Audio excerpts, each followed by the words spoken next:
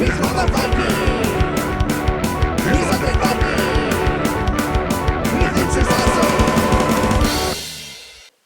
Hey everybody, this is me, Untitled Viking. I'm here to talk to you about a game called Cosmic Kaboom. This is a game that is coming out from Minion Games, and it is a dexterity game. It is a game of moving your little spaceship around a solar system of planets, trying to collect resources that will allow you to power your giant cosmic bomb, which you will then use to blow up the planets that are actually in that solar system. Hopefully not your own, your opponents, and then whoever does the best job at doing those things will eventually win the game because they'll get the most points.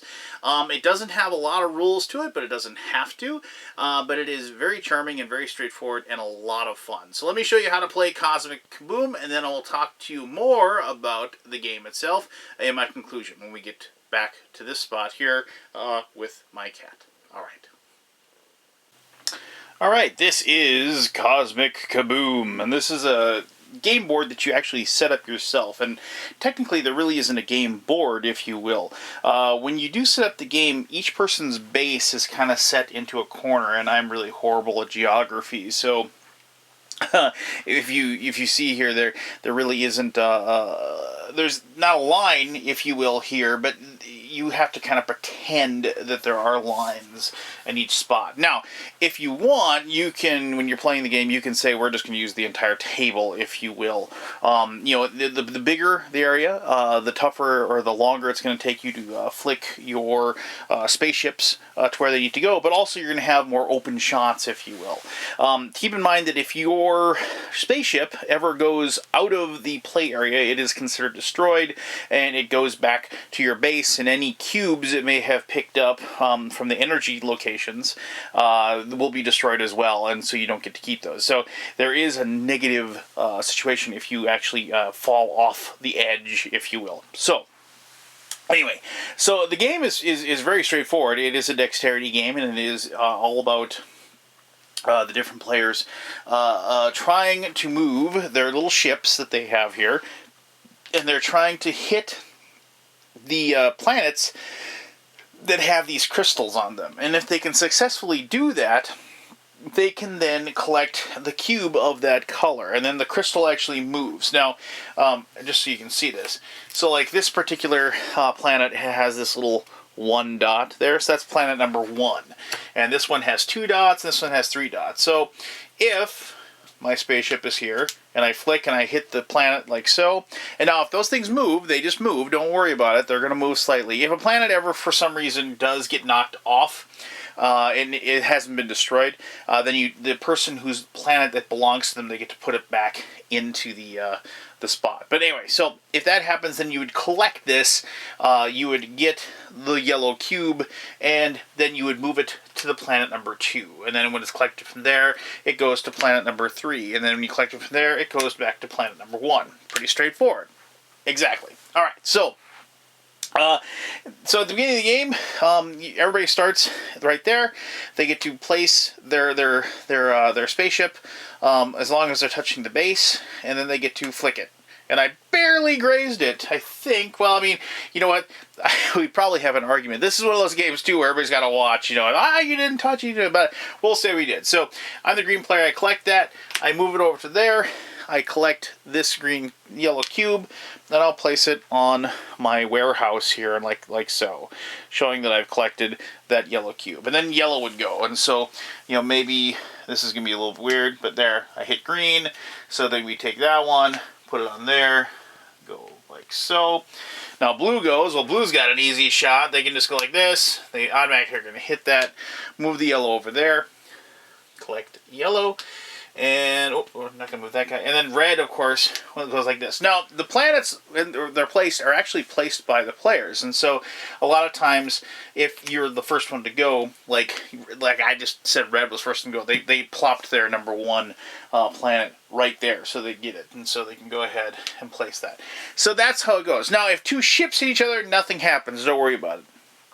If you hit the same planet for the cube that you already have, you don't collect it. It just stays right there. The whole point is that you need to collect all 4 of these suckers, and when you collect all 4 of those suckers, then the person who does gets to take this planet destruction bomb disc, and this is where it gets kind of difficult, where you have to be off the table, and you have to throw this on here, and if you can land this on a planet, you will destroy it, and you want to destroy your opponent's planets, not your own. That's the big thing. So what you're going to do then is you're going to try, and the more planets you destroy, the more points you're going to get. So we'll just try this here. Hold on.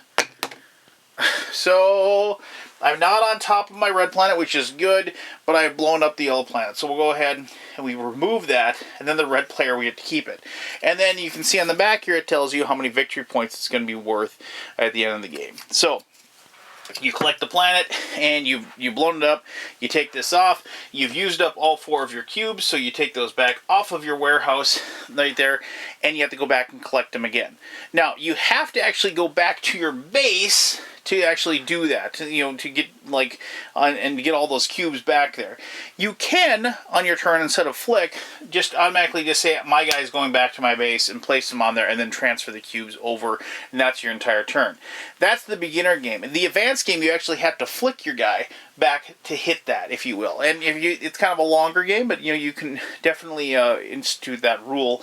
There's no problem with it. I played it both ways. Both ways are challenging, and both ways are fun. The only other thing I really need to tell you about, well, the end of the game is after either 7 planets have been destroyed or all of one player's planets have been destroyed. And then this signifies the end of the game, and then you figure out who's got the most points. The only other thing that I didn't tell you about is there are cards in the game, because it is a really good dexterity game, but there is like these cards that allow you to change the rules. At the beginning of the game, each person will get 1 card, and then they will they get 2 cards, and they pick one of those 2, and then whatever one they don't pick goes to the bottom of the deck. But basically what these cards do is they break the rules in some way. So diplomacy. Whenever you throw the space bomb, you may throw the bomb from any player's base, so you can move around the table. Piracy. Once per turn, after you collide with another base on your turn, you may choose and steal one of the energy cubes at that base. So little things like that. And, I like the fact that they added these cards, basically because, and on its own, the game is fun. I mean, it's just, flicking little dudes around and, trying to collect these things, and you're kind of in a race, basically. You're trying to get to collect those extra ones. But with the added bit of the cards, you're actually changing the rules a little bit and add some strategy and some less than, instead of just always going after the next energy crystal, you have other options and other things you can do, and really expands the game a great deal. Now, as I said, you do begin with 1 advancement card, you do draw 2, and then you pick one of those 2.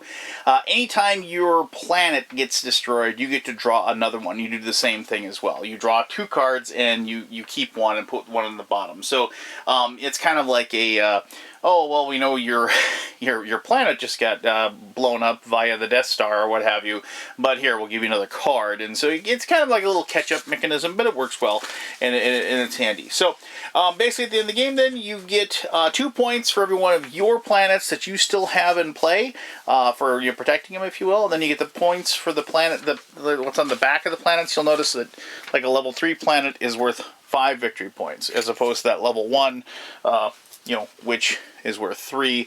And as you can probably guess, a level 2 planet is worth 4. So, pretty straightforward. And so then there you go. You total up the total points, and whoever was the best at blowing up their buddies while keeping their own planets alive wins the game of Cosmic Kaboom.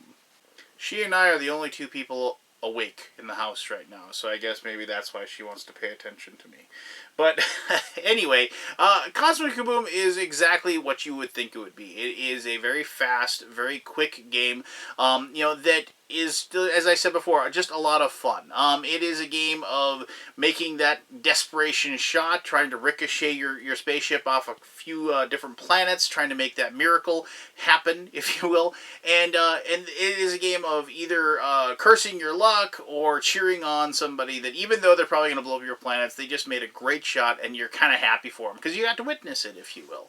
And plus, it's also a lot of trash talking, which is always fun, and laughing at at somebody who has blown up their ship by flicking it all the way off of the table 2 or 3 turns in a row because they obviously just have no clue what they're doing. And for my gaming group, it's always really nice to have a game like this to play when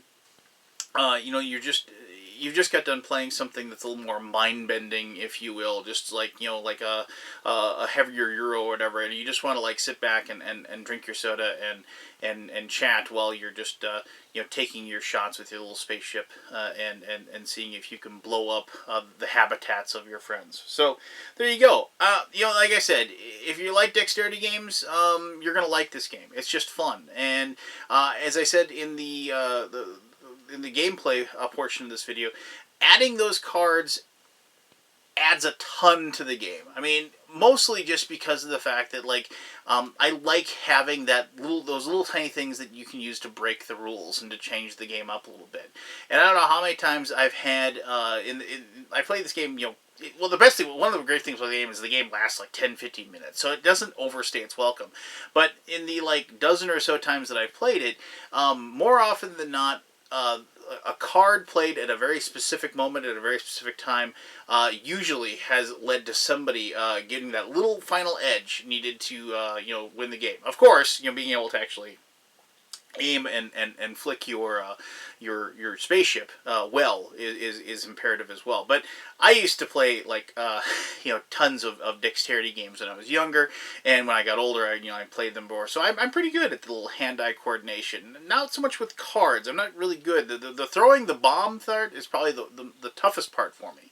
But flicking the discs, I'm pretty good at that. But there you go. I knew I was going to like this game. If you like dexterity games, I'm pretty sure you're going to like the game as well. If you have any questions about it, please ask away, and I'll try to answer those to the best of my ability. As always, I really appreciate you taking the time to watch this video. And until next time, this is me and my cat Lily telling you to have yourself one heck of an awesome day.